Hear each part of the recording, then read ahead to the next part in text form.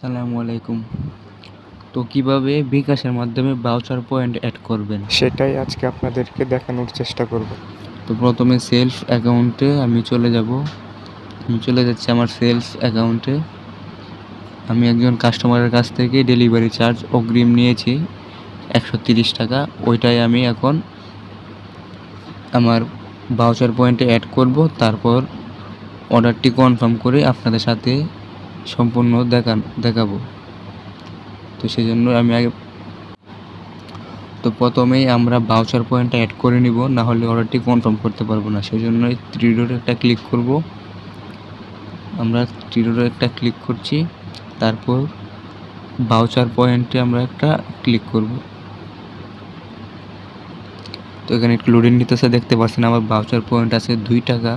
সেই জন্য আমরা ভাউচার পয়েন্ট ক্রয় প্রথম যে বাটনটা এখানে একটা ক্লিক করে দিব, তারপর বিকাশ রকেটে ক্লিক করে দিব। তারপর আমরা নিচে চলে যাব, নিচে গিয়ে এখানে পরিমাণ দিয়ে দিব। এখানে টাকার পরিমাণ দিয়ে এখানে পেমেন্ট অ্যাকাউন্টে ক্লিক করব। যেহেতু 130 টাকা দিব, আমি 130 টাকা দিয়ে পেমেন্ট বাটনে ক্লিক করছি।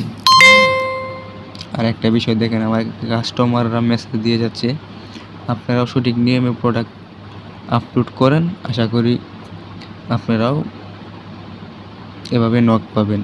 কীভাবে এই মুহূর্তে প্রোডাক্ট মার্কেটিং করতে হয় ভিডিও ডিসক্রিপশন বক্সে লিঙ্ক দেওয়া আছে, আপনারা চাইলে গিয়ে দেখতে পারেন।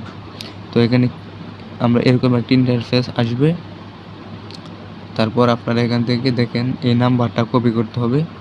এই নাম্বারটা কপি করে আমাদের বিকাশ অ্যাপসে চলে যেতে হবে। তো আমি এই নাম্বারটা কপি করলাম, দেখেন এখানে কপি হয়ে গেছে। তো আমি বিকাশ অ্যাপসের ভিতরে যাচ্ছি, এখানে মিনিমাইজ করে বিকাশ অ্যাপসের ভিতরে যেতে হবে।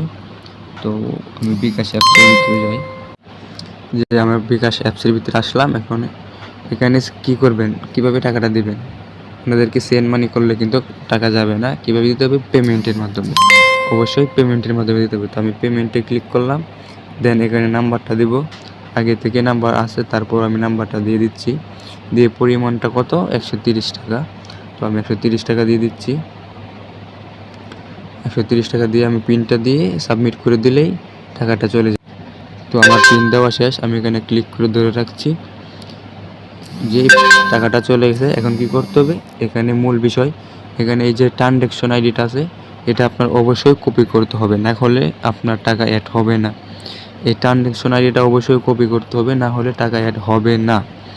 সেই জন্যই আমরা ট্রানজ্যাকশন আইডিটা কপি করে নেব। এখানে একটা ক্লিক করে দিবেন, দেখতে পাচ্ছেন কপি হয়ে গেছে। তো আপনি আপনার সেলফ অ্যাকাউন্টে চলে যাবেন।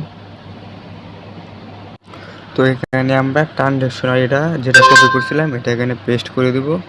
পেস্ট করে দিয়ে আমরা কী করব, এই যে নিচে ভেরিফাই বাটনটা আছে, এই যে ভেরিফাই, এখানে একটা ক্লিক করে দেব। তো এখানে ক্লিক করে দিলেই দেখতে পাচ্ছেন পেমেন্টটা, ভাউচার পয়েন্টটা আমাদের অ্যাড হয়ে গেছে। আমাদের ভাউচার পয়েন্টটা কিন্তু অ্যাড হয়ে গেছে। এখন যদি আমরা ভাউচার পয়েন্টটা আবার যাই, দেখতে পারবো আমাদের ভাউচার পয়েন্টটা অ্যাড হয়ে গেছে। এই যে দেখেন 132 টাকা হয়ে গেছে। তো বিকাশের মাধ্যমে ভাউচার পয়েন্ট কীভাবে অ্যাড করতে হয় আশা করি আপনারা বুঝতে পারছেন।